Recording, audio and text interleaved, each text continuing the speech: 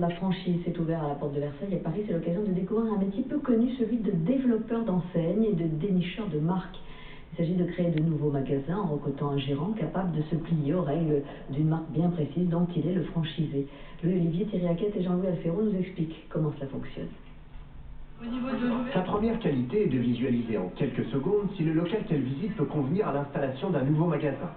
Ici, apparemment, c'est le cas. Ce que je repère déjà, c'est la superficie. Ensuite, au niveau de la qualité d'environnement, puisque nous sommes sur un environnement moyen haut de gamme qui correspond tout à fait à ce que nous recherchons aujourd'hui. Et il y a d'autres critères, la fréquentation du centre commercial ou de la rue commerçante, le type de clientèle et bien sûr la concurrence. J'aperçois une enseigne d'équipement de la maison également, qui est une enseigne concurrente certes, mais qui va nous permettre aussi de capter une nouvelle clientèle et ça va permettre aussi d'intensifier les flux. L'étape suivante pour Elisabeth Doutrio est de recruter le gérant de la future franchise.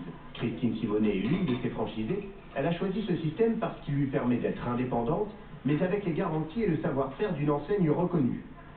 On vous aide à trouver un local et derrière ce local, une fois que vous avez les plans entre autres, vous leur donnez les plans, c'est eux qui décident de jusqu'à avec votre accord bien entendu, où sera la caisse, où sera l'éclairage. Et qu'est-ce qu'il vous reste à faire vous?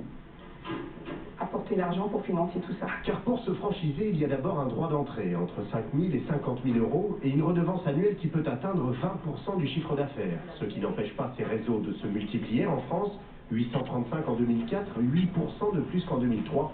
Une multiplication qui n'est pas sans risque. Le risque à trop vouloir se développer de manière trop rapide et non maîtrisée, c'est que des franchisés n'atteignent pas les seuils de rentabilité auxquels ils s'attendaient en vous rejoignant. Donc on ne veut pas tromper ces gens-là. Avec presque 37 000 franchisés, la France est de loin le leader européen du secteur.